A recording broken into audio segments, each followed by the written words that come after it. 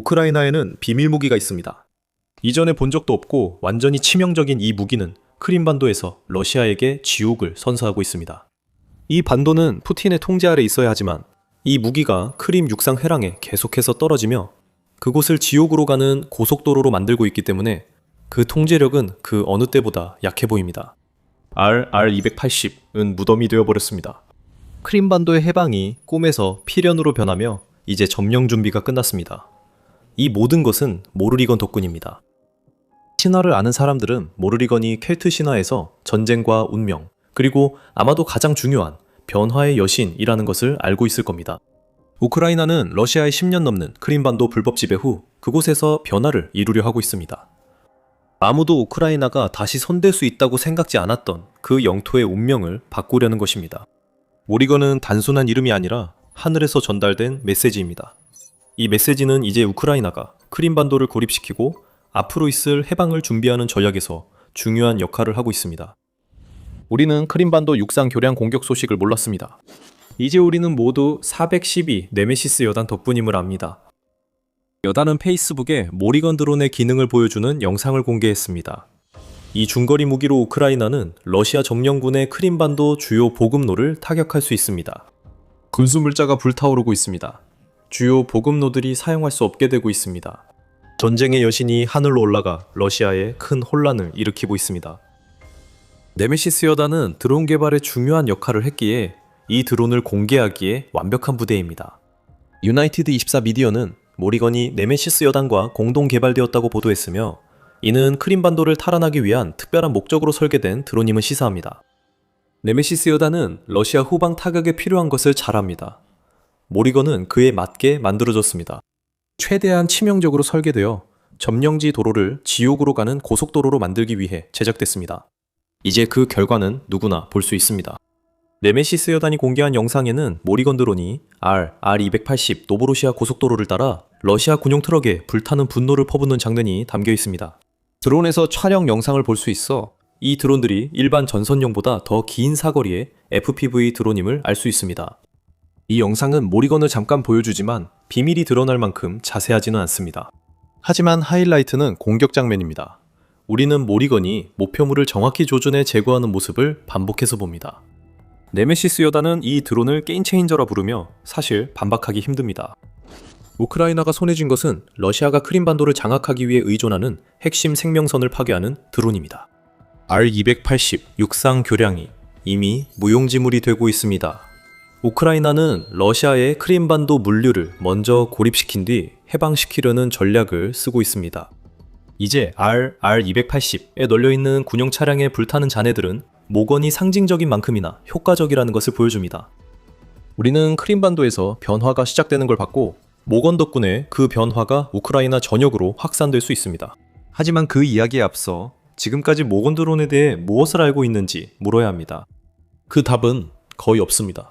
비밀 무기의 핵심이기 때문에 우크라이나는 러시아가 모건의 작동 방식을 알면 자체 버전을 만들거나 드론을 무력화할 수 있어 정보를 많이 공개하지 않으려 합니다.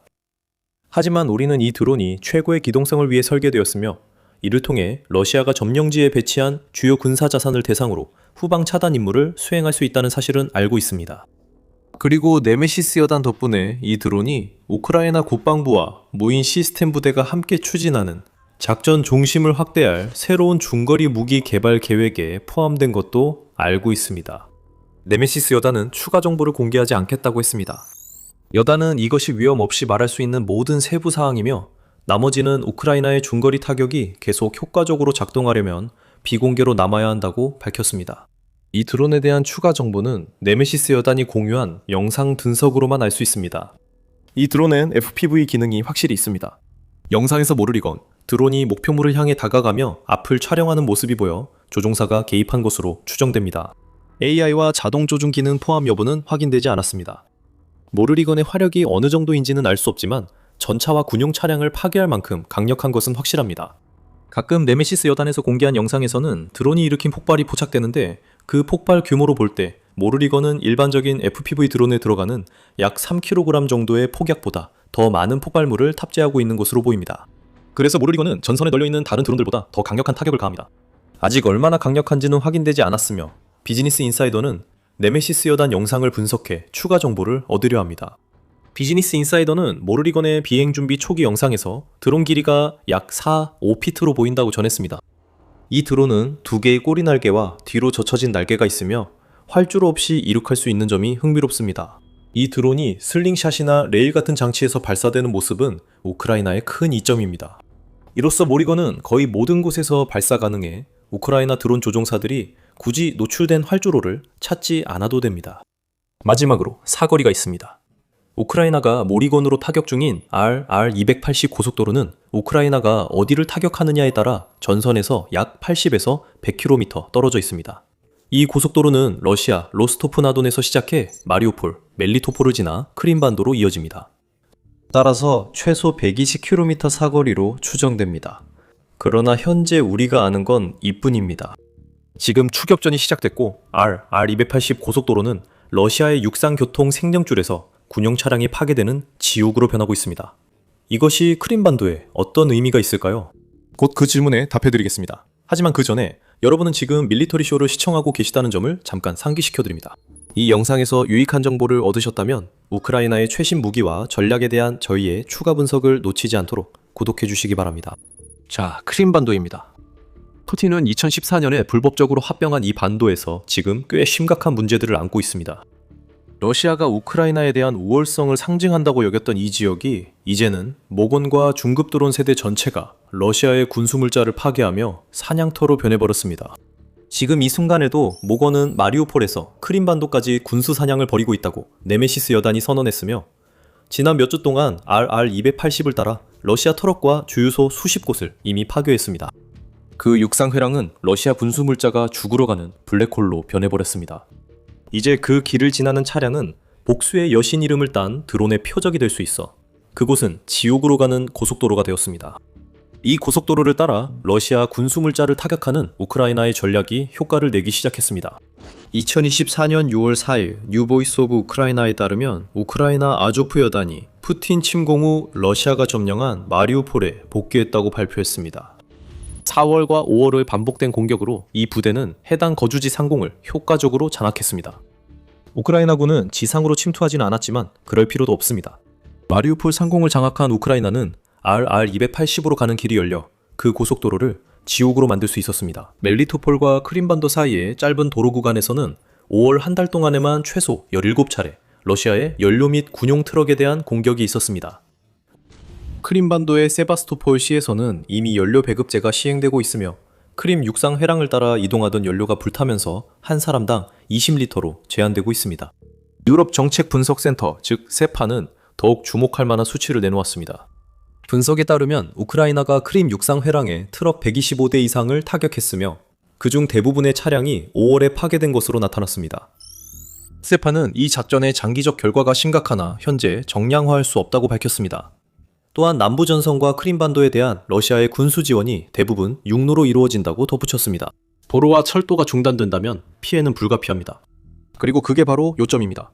이것이 바로 군수 지원 차단 프로그램이 실행되고 있는 모습이며 실제로 효과를 내고 있습니다. 우크라이나 국방부는 약 1억 1,300만 달러를 이 프로그램에 투자하고 있습니다. 이 프로그램은 드론 조종사들이 러시아 군수 지원 차량을 파괴하도록 유도하며 RR280 이 주요 목표입니다. 우크라이나는 크림반도의 러시아 점령군이 방어에 필요한 연료를 차단함으로써 군수 생명줄을 끊는다는 것을 알고 있습니다. 이제 러시아군에게는 더 이상 안전한 후방이 없습니다. 모리건 등 드론들이 그렇게 만들었습니다. 러시아는 크림반도, 멜리토폴, 마리우폴 주둔군의 보급을 위해 RR280 도로를 계속 확보하려 점점 더 절박해지고 있습니다. 5월 30일 우크라이나가 RR280 도로 공격을 계속하자 UNM은 러시아 지휘부가 이 고속도로 사용 방식에 흥미로운 변화를 줬다고 보도했습니다. 시속 120km의 속도 제한이 도입되었고 러시아 군수송대는 이제 야간에 이동하고 있습니다. 러시아는 또한 모리건과 우크라이나의 다른 드론들을 진로에서 벗어나게 하려는 필사적인 시도로 고속도로에 일부 전자전 시스템을 배치하기 시작했습니다. 속도 제한에 대해 이야기해 봅시다. 시속 120km는 군용 차량이 R280에서 도달해야 하는 최대 속도가 아닙니다. UNM은 그것이 최소 속도라고 말합니다. 그러니까 정리해 봅시다. 러시아의 R280에 대한 큰 계획은 군사 호송대가 어둠 속에서 위험할 정도로 빠른 속도를 유지하게 해서 우크라이나의 드론들이 그들을 추적하지 못하게 하려는 것입니다. 아무리 생각해도 그게 통할 것 같지는 않습니다. 우리는 실시간으로 스피드, 영화를 보는 것과 같습니다. 속도가 시속 120km 아래로 떨어지면 폭발합니다. 드론 공격뿐 아니라 사고도 러시아와 크림반도를 잇는 지옥의 고속도로에서 더 자주 일어날 것입니다. 다른 해결책은 R280도로를 완전히 우회하는 것인데 이는 러시아가 원하지 않는 일입니다. R280도로가 중요한 이유는 러시아가 이 도로로 점령지 3곳에 물자를 빠르게 보낼 수 있었기 때문입니다. 모건 등장으로 이 방법은 더 이상 밤의 위험을 감수하고 이동하기 싫은 수송대에겐 선택지가 아닙니다. 하지만 러시아에게는 사실상 선택의 여지가 없습니다. R280도로에 대한 공격이 워낙 대규모로 이루어지자 러시아가 지원하는 헤르손 지역의 주지사 블라디미르 살도는 5월 21일 도로 일부 구간의 폐쇄를 명령할 수밖에 없었습니다. 비즈니스 인사이더에 따르면 점령지 러시아 관리들은 여전히 대안을 찾고 있다고 전했습니다. 그리고 그 대안 중 하나는 우크라이나가 실제로 사용하길 바라는 케르치 대교입니다. 6월 1일 보도에서 우크린 포럼은 우크라이나 해군 대변인 디미트로 플레트뉴크의 발언을 전했습니다. 저는 결국 그들이 진짜 압박받는 순간을 볼 거라 생각합니다. 그리고 결국 위험한 화물을 다리로 운송할 수밖에 없을 것이라고 플레트뉴크는 밝혔습니다. 그는 연료 운송과 철도 운송에 대해 심각한 제한이 있다고 덧붙였습니다. 이는 안전뿐만 아니라 과거 크림 대교 피해 때문이기도 합니다. 러시아가 원래 RR280을 따라가야 할 연료를 운송하려고 케르치 대교를 이용하기 시작하면 이는 진정한 절박함을 의미할 것입니다. 왜일까요? 러시아가 2024년에 그 다리를 이 특정 용도로 쓰지 않게 된 데는 이유가 있습니다. 2022년 10월과 2023년 7월에 있었던 우크라이나의 2차례 공격으로 이미 다리가 심각하게 손상되었고 이로 인해 러시아 최고 사령부는 군사 화물을 다리를 통해 운송하는데 너무 많은 위험이 따른다고 판단했습니다. 우크라이나는 2025년 6월 주요 지지대에 수중 폭발물을 사용해 다리를 또 공격하며 러시아 판단의 타당성을 입증했습니다. 그 후 우크라이나는 케르치 다리 공격을 멈췄습니다. 더 이상 그럴 필요가 없었습니다. 다리가 더 이상 실질적인 군사적 목적을 수행하지 않기 때문입니다. 하지만 러시아가 RR280 문제로 케르치 다리를 다시 쓰면 러시아와 크림반도를 잇는 또 다른 연결고리가 다시 표적이 될 것입니다. 50억 달러 규모의 이 프로젝트가 사라질 수도 있습니다. 이는 크림반도에서 우크라이나가 러시아를 압도한다는 상징이 될 수 있으며 우크라이나의 고립 전략이 실행 중임을 보여줍니다. 러시아는 어떤 선택을 해도 결국 공경에 빠집니다. 모든 대체 경로가 모리건이나 우크라이나 중거리 드론의 사정거리 내에 있습니다. 그리고 우크라이나가 공격을 성공시킬 때마다 러시아군과 크림반도에 있는 약 80만 명의 러시아 민간인들은 점점 더 고립되고 있습니다. 해방을 위한 탄이 깔리고 있습니다. 본론에 앞서 모건의 등장이 우크라이나 전쟁에 무엇을 의미하는지 큰 그림에서 살펴볼 필요가 있습니다. 우크라이나는 모건을 통해 중거리 드론 무기의 최신 기종을 추가해 점령지에서 러시아를 무력화하고 있습니다. 우리가 이미 말씀드린 물류 봉쇄 프로그램에 대해 이야기하면서 그것이 왜 중요한지 언급한 바 있습니다. 이 프로그램은 RR280에서 러시아 트럭들이 대거 파괴되는 발판을 마련했습니다. 유나이티드 24 미디어는 우크라이나의 중거리 타격 목표가 물류뿐만이 아니라고 밝혔습니다. 러시아 방공망도 타겟이 되고 있습니다. 3월과 2월에는 각각 우크라이나가 러시아 방공망 300대를 파괴했고 4월에는 추가로 250대를 더 격파했습니다. 이러한 공격은 매우 중요합니다. 우크라이나가 중거리 드론으로 러시아의 방공 시스템을 파괴할 때마다 그 시스템은 교체되어야 하며 이는 러시아가 다른 지역의 방공망을 잃게 만들거나 아니면 그 방공 시스템을 포기해야만 합니다. 어느 쪽이든 점령지 상공에 안전한 항로가 열리게 되어 우크라이나가 더 깊고 강하게 다양한 목표물을 타격할 수 있게 됩니다. 지금 RR280에서 보는 것이 바로 그것입니다. 우크라이나는 최근 러시아 방공망을 제거해 지옥으로 가는 고속도로를 만들었습니다. 이 전략은 전선 전역에 적용되고 있으며 우크라이나는 이제 200km까지 타격 가능한 드론으로 러시아 후방을 위협할 수 있게 됐습니다. 전쟁연구소 ISW 연구 ISW는 러시아의 중거리 공격이 러시아의 꼭두각시들이 얻는 실질적인 성과가 거의 제로에 가깝다고 지적합니다. 러시아는 교착 상태에 빠질 수밖에 없었습니다. 게다가 후방이 크게 약화되면서 우크라이나가 전선의 제한된 지역에서 역공을 펼칠 수 있게 되었습니다. 5월 드니프로프로츠크에서 우크라이나가 러시아로부터 약 400제곱킬로미터 영토를 해방한 것이 뚜렷하게 드러났습니다. 다른 지역에서도 성과가 있었으며 이는 전선 뒤 러시아를 마비시키는 중거리 전략에 기반합니다. 모든 일은 우연이 아닙니다. 통계가 모든 것을 말해줍니다.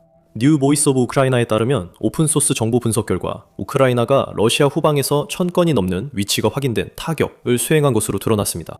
이것들은 확인된 타격일 뿐이며 실제로는 더 많을 수 있습니다. 이 타격들 중 약 7%는 방공 시스템을 목표로 했고 20%는 수송 차량을, 35%는 연료, 장비, 탄약 저장고를 타격했습니다. 우크라이나의 접근 방식은 매우 간단합니다. 러시아가 후방에서 필요로 하는 것들을 제거하면 전선에서 싸우는 병력들이 약화됩니다. 이후 크림반도로 돌아갑니다. 우크라이나의 RR-280 타격 목표는 러시아군이 모건 등 우크라이나 드론 사거리에서 벗어나려다 더 뒤로 물러나 고립되게 만드는 것입니다. 우크라이나는 크림반도에 지상 침공을 하지 않을 것입니다. 너무 위험하기 때문입니다. 우크라이나는 크림반도를 전쟁에서 무의미하게 만들며 연료 부족 등 문제를 초래하는 보급로를 더욱 압박하고 있습니다. 이제 우크라이나가 해야 할 일은 현재의 속도를 유지하고 그 다음에 계속 밀고 나가는 것입니다. 또한 우크라이나의 뛰어난 전략은 크림반도 해방이 불가능하다고 생각했던 이들까지 믿기 시작하게 만들었습니다. 그런 사람들 중 한 명이 바로 미 육군 유럽 사령관을 역임했던 은퇴한 벤 호지스 중장입니다. 그는 우리가 방금 말한 우크라이나의 크림반도 전략을 모두 뒷받침합니다. 조금 단순하게 들릴 수 있지만 크림반도 해방의 첫 단계는 크림반도 고립, 얀코이로 가는 길 차단, 다리 파괴입니다. 두 번째는 러시아인이 못쓰게 하는 것이라고 오지크가 말했습니다. 그 전략은 단순해 보여도 우크라이나는 완벽히 따르고 있습니다. 도로는 이미 차단됐고 러시아는 대안을 찾지 못하고 있습니다. 러시아가 군사 목적으로 케르치 다리를 사용할 만큼 절박해지는 순간 그 다리는 곧바로 공격 대상이 될 것입니다. 그리고 조금씩 크림반도는 러시아가 우크라이나 도시를 향한 미사일과 드론 공격 외에는 아무것도 할 수 없는 지역으로 변해가고 있습니다. 이렇게 크림반도는 해방될 것입니다. 군대가 반도로 진격해서가 아니라 고립작전을 통해 푸틴이 더는 수지가 맞지 않는다고 깨닫게 만드는 방식입니다. 오리건 드론의 등장은 우크라이나가 수개월 동안 실행해온 크림반도 작전의 최신 단계일 뿐입니다. 러시아의 육상 통로가 차단되는 것은 그 작전에서 매우 중요한 부분이며 반도 주변에 전장이 재편되고 있습니다. 이 전략의 의미를 더 깊이 다룬 또 다른 영상도 있으니 꼭 보시고 크림반도 해방이 가까워진 느낌을 확인해보세요. 이 영상을 재미있게 보셨다면 더 밀리터리 쇼를 구독해서 다음에 준비한 콘텐츠도 놓치지 마세요. 그리고 항상 시청해주셔서 감사합니다.